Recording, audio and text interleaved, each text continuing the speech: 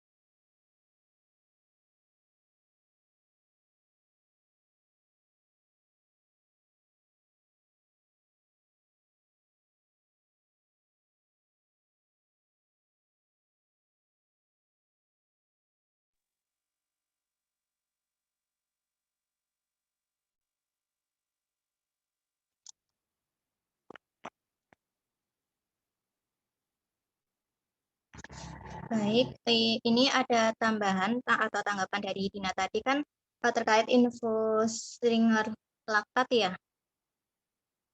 Nah itu setelah saya baca itu kalau ringer laktat itu tuh dihindari untuk pasien CKD karena bisa menyebabkan asidosis. Tapi kan ini kalau berdasarkan hasil laboratorium dari pasien itu kan tidak ada nilai kalium, natrium seperti itu. Dan ini juga stage-nya dari pasien itu kan belum end stage, maksudnya itu masih stage 3A. Jadi mungkin bisa menggunakan dikter laktat atau mungkin ada teman-teman yang lain, ada tanggapan yang lain mungkin.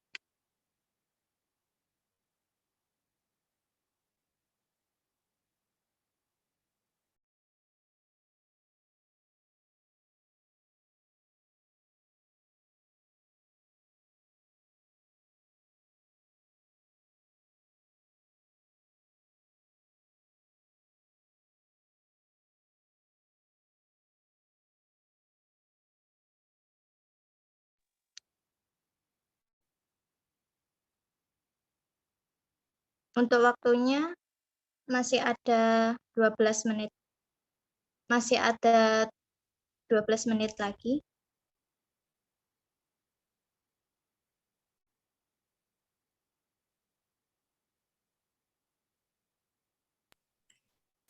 Izin masuk, Nada Safa, Mbak. Mungkin mau menyampaikan terkait anemia tadi ya. Mungkin setelah saya cari-cari, sini kan karena pasien kita kan dia HF juga kan, dia CHF. Nah kalau misalnya pasien CHF itu biasanya tuh dikasih terapinya tuh ESA. Cuma tuh karena di sini kan si HB pasien itu bukan yang terlalu rendah, di mana dia tuh kayak masih 10 koma gitu. Nah, kalau 10 koma itu misal dikasih sama oral iron juga, kalau di guideline yang aku baca tuh kayak nggak terlalu memberikan manfaat juga.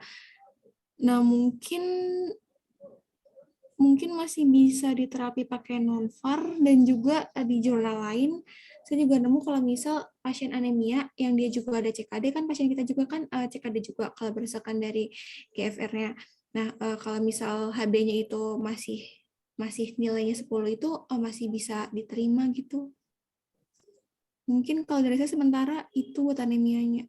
Mungkin yang lain ada yang udah mencari lagi. Baik, terima kasih atas masukannya, Nada.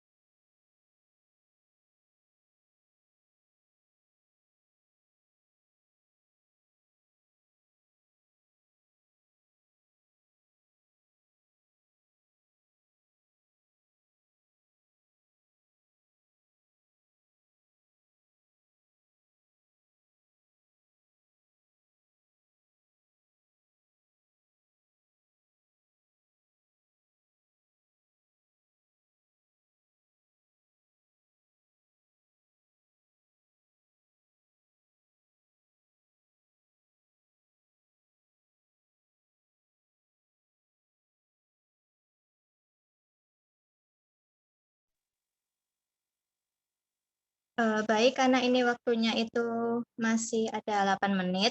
Ini saya bacakan kembali ya dari identifikasi masalah sama analisis permasalahannya dari teman-teman. Ini terkait asmanya itu terdapat penurunan dosis, kemudian untuk yang hipertensi ini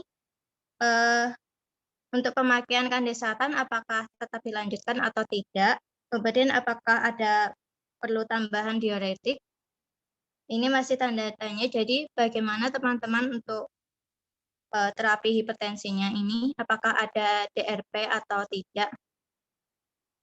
Terkait juga interaksi dengan alprazolam, ini monitoringnya seperti apa, apakah ada penjedaan waktu pemberian atau bagaimana?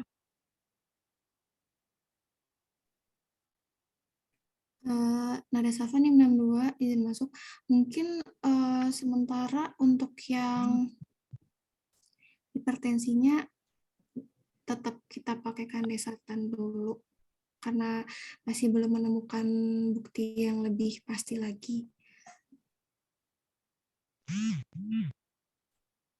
Baik, terima kasih untuk masukannya Nada. Jadi untuk kita masuk ke tahap penyelesaian masalah aja ya. Untuk penyelesaian masalah tadi, kita mendapatkan DRP, yaitu DRP overdosis ya untuk yang sereti diskus itu, dengan pemberian nanti ada pertimbangan dosis menjadi 50/250 mcg. Kemudian untuk hipertensinya itu tidak ada DRP, kita tetap menggunakan kandesatan. Kemudian untuk anemianya, tadi, apakah untuk pemberian suplemen atau iron oral tadi seperti gimana?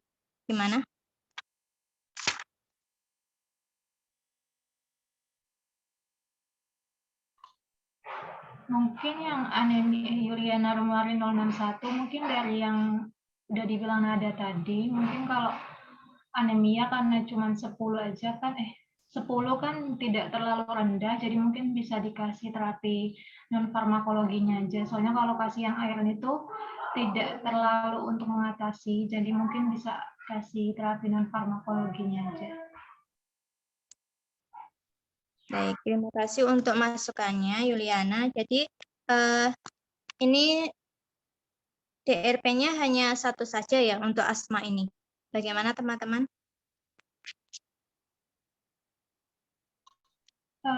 Sama tadi yang antibiotik itu. Oke, baik. Oke, baik. Jadi untuk DRP-nya asma itu overdosis, kemudian untuk terapi tidak tepat indikasi untuk pemberian terapi ceftriaxone tadi, sehingga untuk penyelesaiannya ini sereti diskusnya itu diturunkan dosisnya menjadi 50/250 mcg, hipertensi tetap menggunakan kandesatan, kemudian untuk anemianya kita lakukan non farmakologi ya.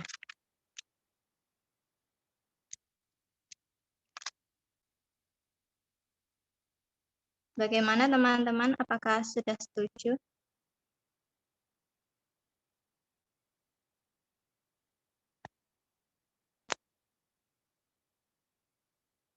Kalau dari saya setuju.